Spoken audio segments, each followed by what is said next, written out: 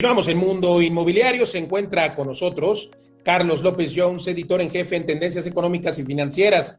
Y es que, bueno, vamos a charlar acerca de el tercer informe que ayer 1 de septiembre, dictó el presidente Andrés Manuel López Obrador. Aunque, bueno, querido Charlie, seguramente tendrás un retrato de este tercer informe que permite, pues justamente que las tendencias financieras, económicas, macroeconómicas, pues se tomen decisiones, aunque pues tenemos mucha información en todas las mañaneras, ¿no? Pero ¿cómo viste el informe?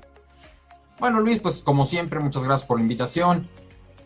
Todos los presidentes más o menos son iguales, ¿no? Viven en su burbuja, en su mundo, pensando que lo que están haciendo bien, que todo es perfecto, pero los ciudadanos de a pie nos toca vivir otra realidad, como te habrás dado cuenta.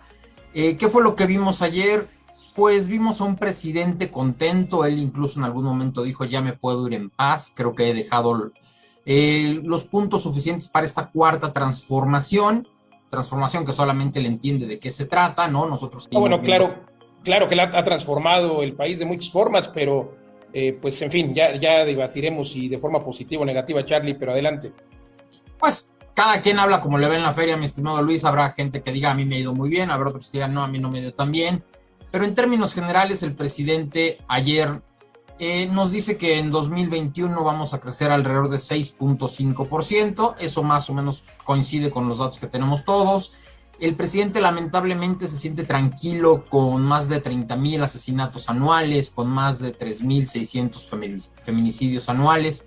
Creo que eso es preocupante, que el presidente diga, pues ya está bien, qué bueno que ya no están subiendo los feminicidios, qué bueno que ya no están subiendo los asesinatos, pero los números son alarmantes, ¿no? O sea, tenemos niveles de inseguridad muy, muy elevados. En cuanto a empleo, el presidente utiliza las cifras de febrero del año pasado, cuando nosotros consideramos que se deben de usar las cifras de noviembre de 2019, que era el máximo del IMSS, por un lado, y por otro lado, considerar a los jóvenes que en estos 12 meses pues pasaron de 18 a 19 años, que se incorporan a la población económicamente activa. Y si utilizas esas cifras, pues todavía nos faltan como recuperar alrededor de 1 millón de empleos, por lo que va. El presidente se dice que para el 30 de octubre todos los mexicanos mayores de 18 años habrán recibido por lo menos una dosis de vacuna.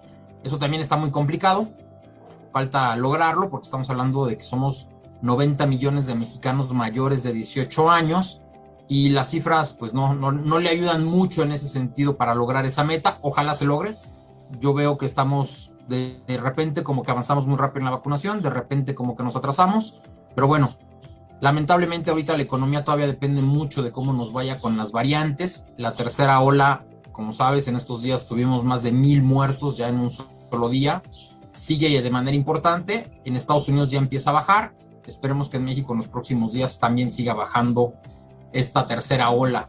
Para el caso de las finanzas que nos toca el día de hoy, bueno, pues habla de que Banxico tiene 205,000 millones de dólares en reservas. Las reservas no responden al presidente, pero bueno, el presidente lo mencionó ayer en su informe. Habló mucho de las remesas, lamentablemente. Se cuelga la medalla tanto de las reservas como de Banxico, ¿no?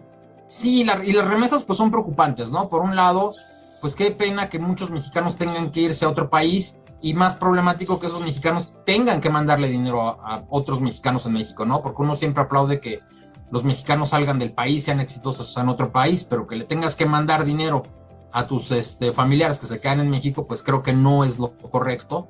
Y por otro lado, crecen de manera exponencial. Apenas hace 3 años estaban en 23,000 millones de dólares, para este año se calculan ya en 48,000 millones de dólares. Hay que tener mucho cuidado con eso, ¿eh? Puede haber dinero sucio en esas remesas. Aunque el presidente siempre lo celebra y pues no es más que una radiografía de que la economía interna en nuestro México pues está tan mal que necesita que los familiares de quienes están en nuestro país vecino del norte pues tengan que mandar dinero ante la necesidad o ausencia de aquí. La mitad del camino, Charlie, así se denomina el nuevo libro de los 20 y tantos que tiene ya publicados el presidente, pero que hace alusión a la mitad del camino, así como este tercer informe. ¿Cuál es tu punto de vista para justo la mitad del camino, pero que falta? ¿Hacia dónde va la economía? ¿Hacia dónde va el país?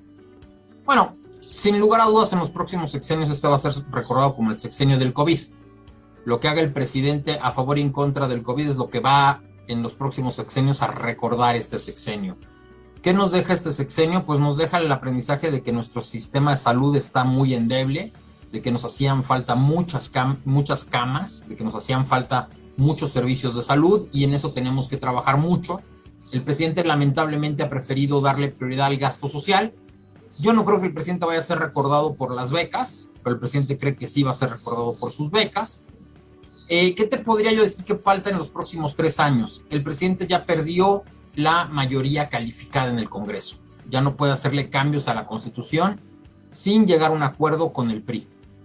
Entonces dice, en septiembre voy a mandar mi primera reforma constitucional de la segunda mitad del sexenio, tiene que ver con el sector eléctrico.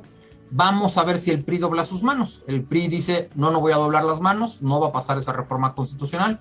Vamos a ver si finalmente pasa o no pasa esa reforma constitucional. Si no llegara a pasar esa reforma constitucional, pues el sexenio en términos llanos y sencillos ya se acabó. El presidente lo que tendrá que hacer es preparar su relevo en términos políticos, ¿no? Eso le da tranquilidad a los mercados. Mucha, y por eso estamos viendo un tipo de cambio muy estable alrededor de los 20 pesos. Llevamos ya 6-8 meses con ese nivel. Vemos a la bolsa en máximos históricos de 52,000, 53,000 puntos, cosa que no veíamos desde el 2017. Y creo que son buenas noticias el que podamos hacer una planeación de mediano y largo plazo, salvo en el caso inmobiliario muy importante en el sector eléctrico. Esto claro. Es, si no tienes electricidad suficiente no puedes hacer un fraccionamiento nuevo.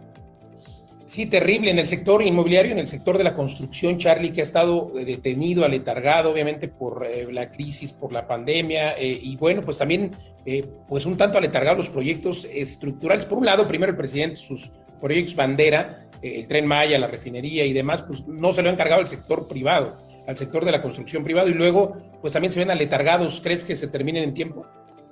Sí, pero ahí hay que señalar varias cosas. Uno, el que construyas una refinería no hace que llegues con un fraccionamiento, ¿no? Ya, la gente de la refinería va a trabajar, va a ser gente local y van a ser 300 empleos. El hacer un tren donde ya tenías carreteras, pues no requieres nuevos fraccionamientos.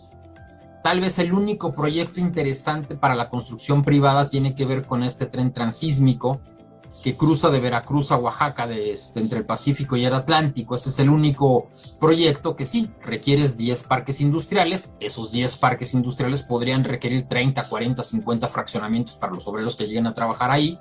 Y eso es el único proyecto que realmente dotaría de nuevos insumos al resto del país para que la construcción se moviera un poco más.